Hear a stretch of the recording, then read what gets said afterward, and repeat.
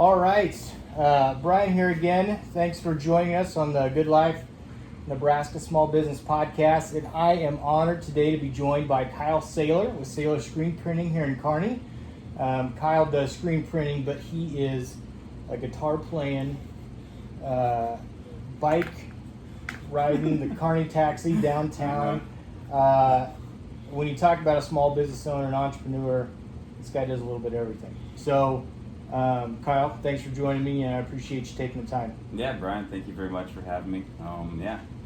Small business life, it's fun though. Yeah, absolutely. So let's dig in here. Let's start with some icebreakers real quick. So, what book are you currently reading, audiobook or reading book, or one that you just finished? Oh, books.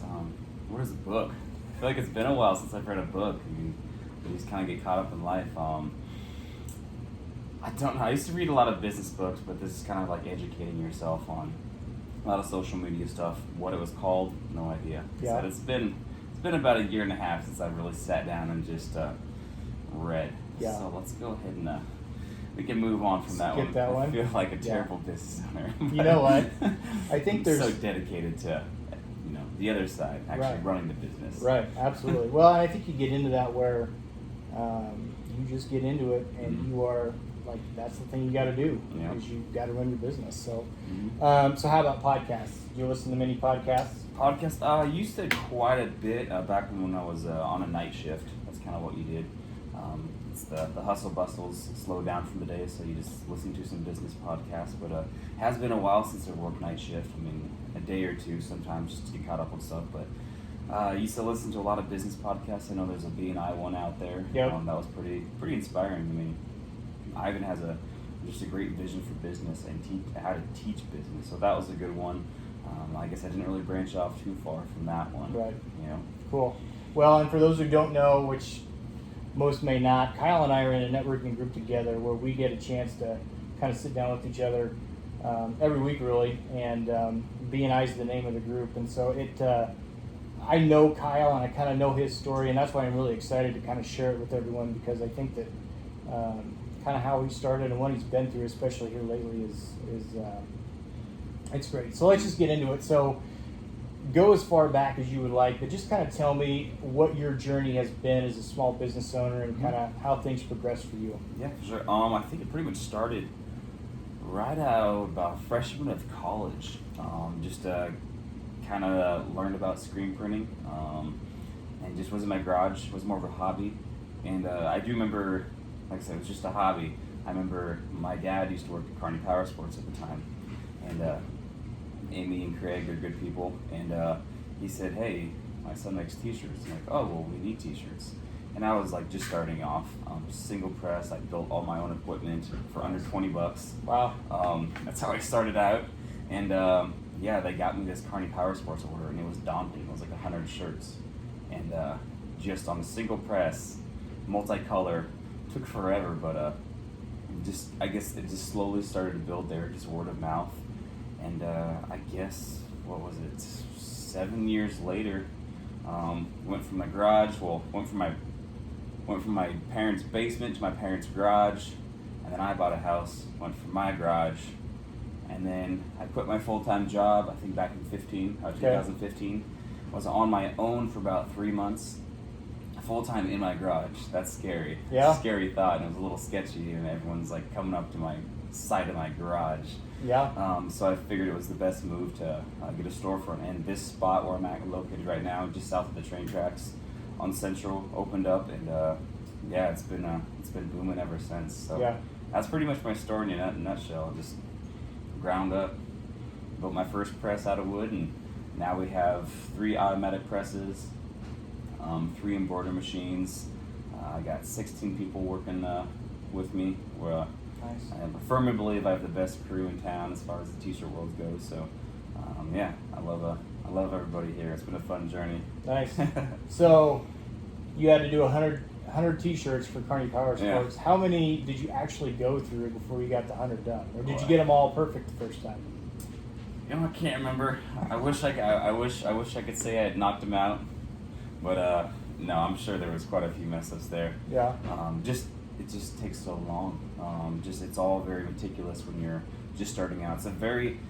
It's once you grasp it, it's a pretty easy task, but it's the whole process. Burning the screens, making sure everything is lined up, troubleshooting. There's probably a new problem every job. Just troubleshooting all the little stuff. Yeah. It's crazy. It drives men crazy. Yeah. That's probably why I don't have hair right now, because it drove me crazy. But learned a lot, and I mean, every day I'm still learning the craft. It just takes years and years, and that's been good though. Good. Yep. Good. And like you said, you ventured out from just screen printing. You're doing embroidery. I know that you've done some signs and things like that. But you've taken it up another level besides just the screen printing and learning different things on your side of it. Oh yeah, and that's kind of people approach you and say, hey, well, do you also do embroidery? At the time, we didn't do embroidery, and then this is kind of something you slowly introduce into your arsenal. Once you feel comfortable to take that next step, just do it. It's been great. Every time we do have a large format printer now, probably get that up and running here pretty soon. Can start doing signs and big stuff like that. I mean, really nice to do everything in house. Yeah. So, the opportunities are going to be endless here soon. Cool. So, what's your favorite part about being a small business owner? I think it's just being involved in the community. I mean, I'm born and raised here. This is home. It's just cool to finally give back. I mean, all the sports teams that I used to be involved in, I'm now making their shirts. Post 52 runs I used to play baseball. And now I'm like making their shirts. I have a big banner on the side of the baseball field. Pretty darn cool. And just numerous other things. Just helping out, fundraisers, whatnot. Pretty much a shirt can really benefit pretty much any business here in town. It's been good. So just being involved, whether I'm actually making shirts for it or just volunteering. I'm in quite a few volunteer groups, just helping out. Just being involved is kind of like, I like to coin that as like my key to my success. Yeah. Like I just show up. Yeah. You show up, and honestly, it'll take care of itself. I can assure you, I'm not the most business savvy person in the room. I'm still learning a lot. Year by year, but I'll definitely put in the work, and I think that's my key to my success. Yeah, that's what's paid off. Just show up, and things will take care of itself. I think that's a big part of when you're gonna start a small business, whatever it is. You got to figure out what your purpose is. Why are you doing? Is it financial, which there's nothing wrong with that? Is it notoriety? There's nothing wrong with that, or is it, you want freedom, you want to be able to help other people, but that's got to be, when you're going to start your small business, I think sometimes it's to look past the first day or the first week or the first month is hard, but you've got to kind of have that in the back of your mind of, this is what I want this to ultimately look like when it is a success. Yeah, for sure. And you said that, I mean, before you take the step, make sure that you have a vision of what you want. I know money for me that's kind of, I mean, sure, it helps pay the bills and everything. Right. But I do business just to provide a service, a good service that people want to keep coming back. Money is secondary, truthfully. Just make sure the customer's happy, and the money will take care of itself. So that's kind of where I'm at. So is this whole deal all you thought it would be? Oh boy, so quite a bit more than I thought it would be. Yeah. I mean, I thought it would be pretty chill, but it's blown up quite a bit. I mean, we add a new automatic press pretty much every year, and still this back to school seasons we were working night shifts again. So the last 2 weeks we're probably close to 9, 10 p.m. every night, just to keep up. I think it's gonna start, slowing down a little bit, which I'm okay with. Yeah. Kind of gives me time to breathe, but I'm kind of one of those people that if I'm not doing anything, like I have to do something. So I'll figure something out. I can tell. I'll figure out some more ideas and Yeah. more crazy business ideas, or just put my efforts back into the business, Right. making sure it's the best it can be. Yeah. And I think like what you're talking about, being in here until 9 or 10 o'clock at night, or pulling an all-nighter. Yeah. That's the part of being a small business owner that I think people maybe see someone that is successful, and they're 5 years, 10 years, 15, however long into it, but they don't see the 10 o'clock, slaving all day, being here, working in the hot room in the back there, really getting after it. And that's what it takes to be successful, but people don't necessarily see that. They see being a small business owner, an entrepreneur is, you know, kind of work your own hours. Yeah. I've heard that too. I mean, it's been, what are we? We're probably close to 5 years. Well, actually, probably, closer to 6 years since I opened up this place. And within the last year and a half was kind of when like I was able to get my evening times free. So the first 4.5 years, we had 2 shifts. It was 9 to midnight minimum, every night. If I got out of here at 11 p.m., I was ecstatic. I'm like, I have an hour to do whatever I want to do. But yeah, the things have definitely changed. We got more space in the back. Just had a great opportunity to buy the building, so that helped out a ton.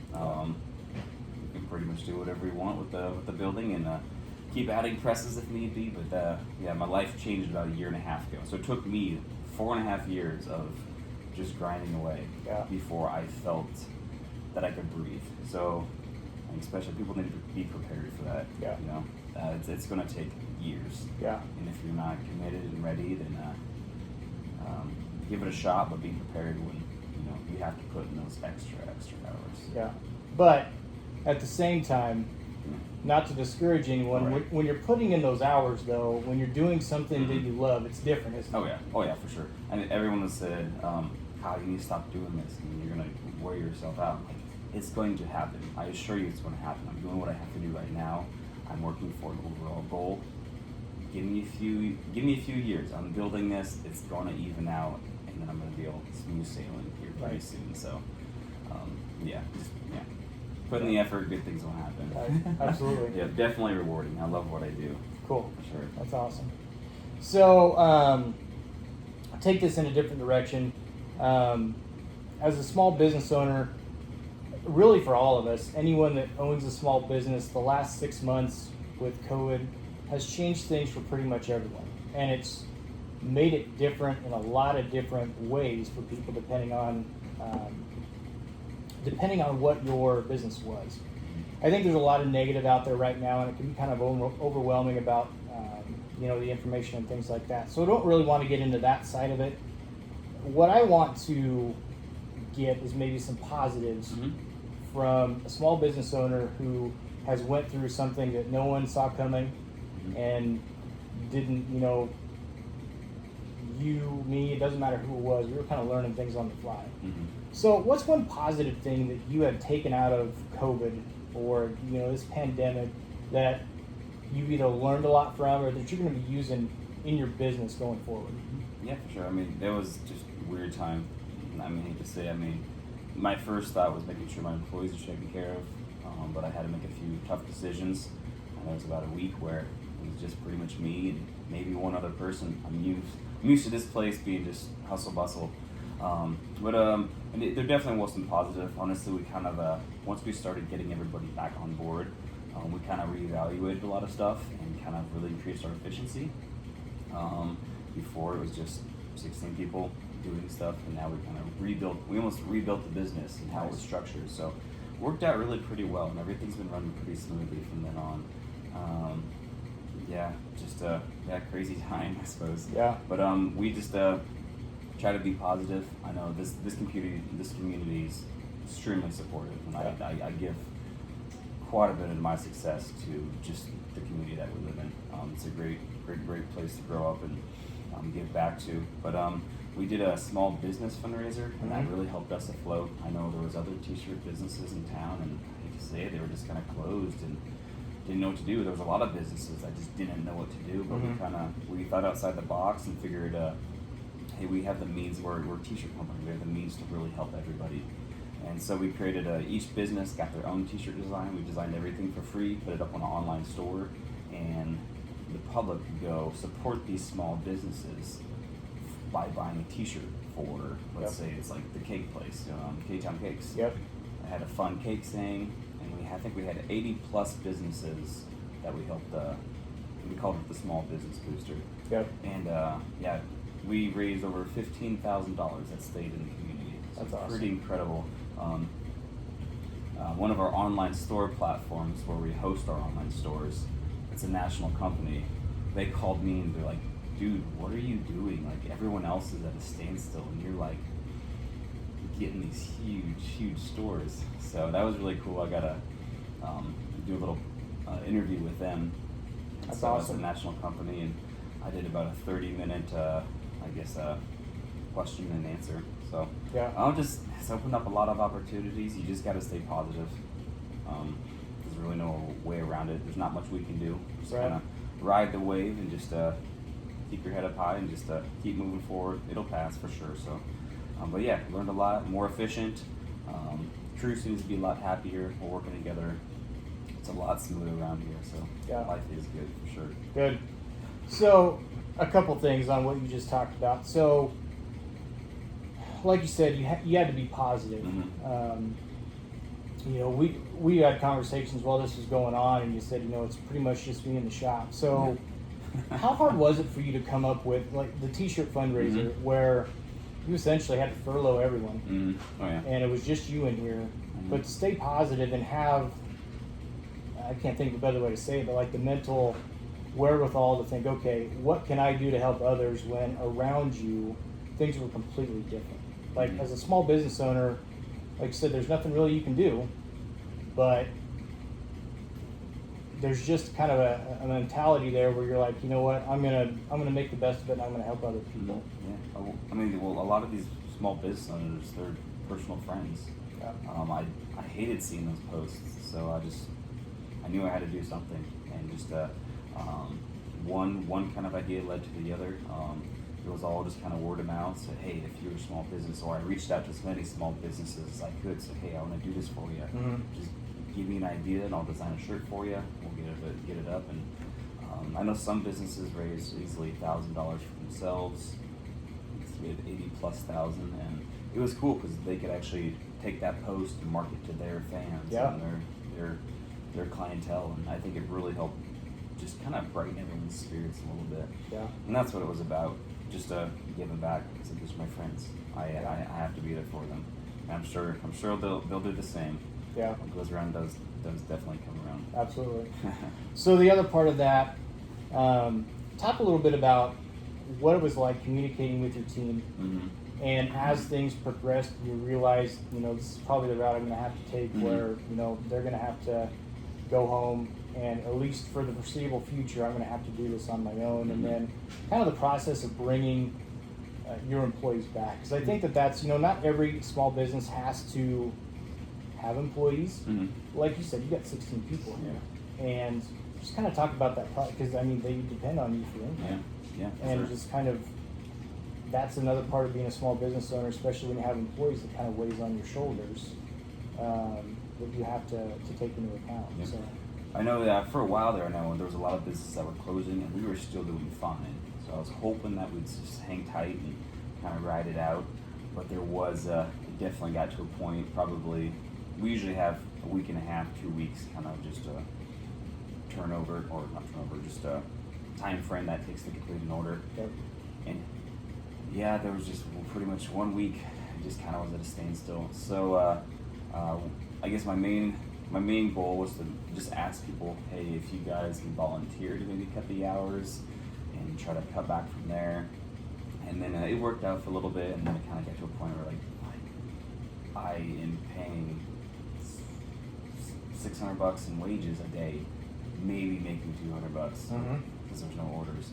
So just kind of sat down, talked with my accountant, just kind of figured out the best plan, and we did move everybody to unemployment. It just seemed like the best option. And then once we kind of started seeing stuff come back again, slowly introduced it. And that's kind of when we started to rebuild kind of the vision and how we organize things. And it really worked out well. Everyone's good to be back. They said, I mean, I texted them probably every week and said, hey, I miss you, hope you're doing good. Yeah. Just communicating with them. Like I said, we're a small crew here. It's a good team, so we had a lot of fun. And I hated to do it, but no one else is. I don't think anyone's been through this before. Right. It's just a weird time, so you kind of just they gotta be understanding. And like I said, my main concern was that they're taken care of. So Right. we knew that they were being taken care of with unemployment and everything. Mhm. But, I know a lot of people wanted to get back on board, and once we had the opportunity, once we felt comfortable bringing people back, we did. Yeah. So worked out well. I'm glad. I hope this is the only time we have to do that. Right.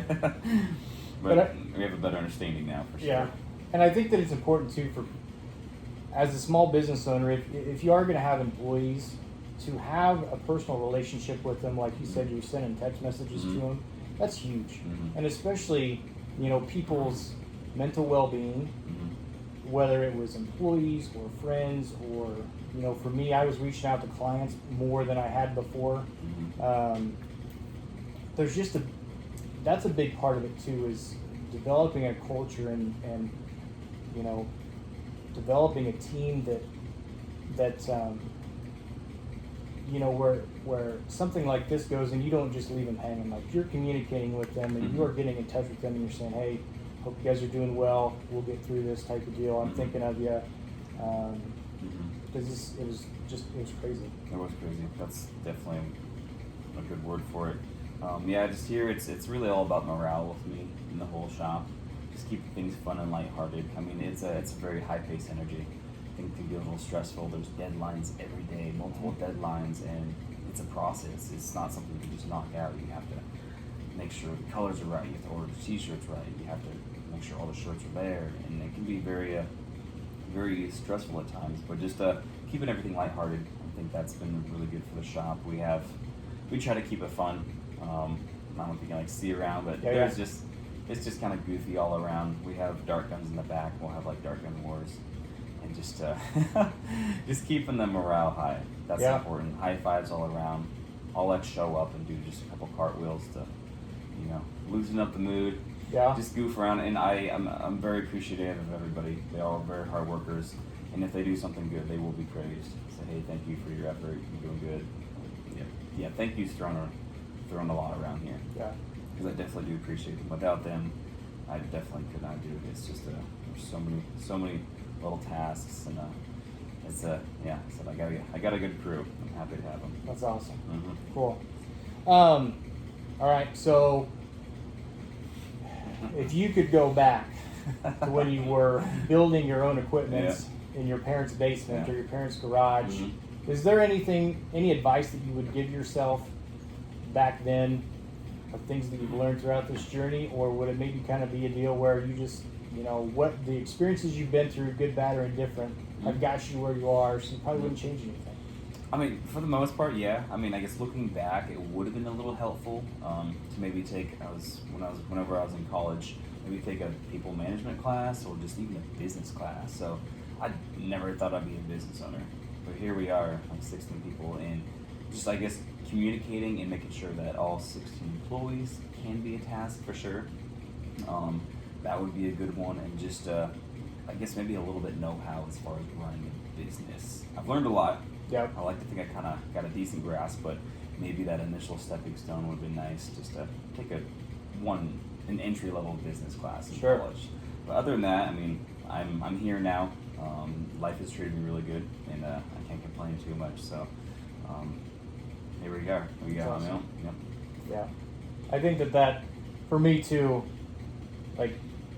as an insurance agent, I think I'm a pretty good insurance agent. There's times where I think that I'm not a very good business owner, and you may feel the same way. And I think that when you get into it, what you're good at, that's what you do. But at some point, you kind of realize I've got to learn how to actually run a business and empower other people to do what I'm doing, so that way, if something were to happen to me, this thing can keep going and run on its own, and it'll work. So, for sure. Yeah. So, all right, last question. For someone who is thinking about starting a small business and just has not, for whatever reason, taken the jump to do it, what advice would you give them? I would say just do it. I mean, it's nerve-wracking. I mean, don't just have a game plan though. Be prepared. I know a big one is just don't feel like if you open your doors, the customers are going to come in. Yeah. There's a lot of networking.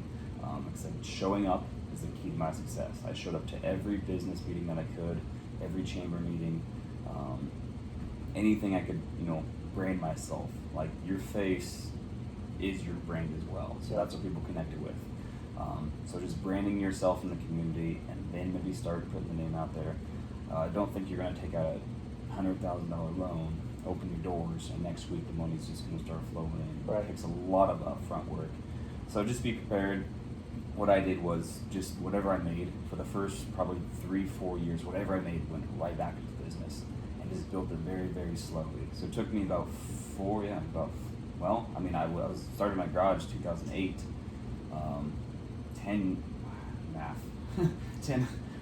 7 years before I actually got a storefront. Yeah. So slowly built the business. Just make it a process. You're not gonna. There's no get rich quickly way to do it. So just take it nice and slow. Learn your craft, get really good at it, and then once you kind of hit your peak, you'll be ready. And just take it from there. Cool. Yeah. Awesome. Yeah. Well, I appreciate it, man. Yeah, it was fun. Hey, let's give you some time here. Okay. You want anything with Sayler Screenprinting that you want to plug, or any specials or deals you have going on right now that you want to tell everyone about? I guess if there is a small business owner out there that's kind of starting off, I know costs can be a little tight at first. So I know we do have a special. We have a lot of leftover blanks in the back.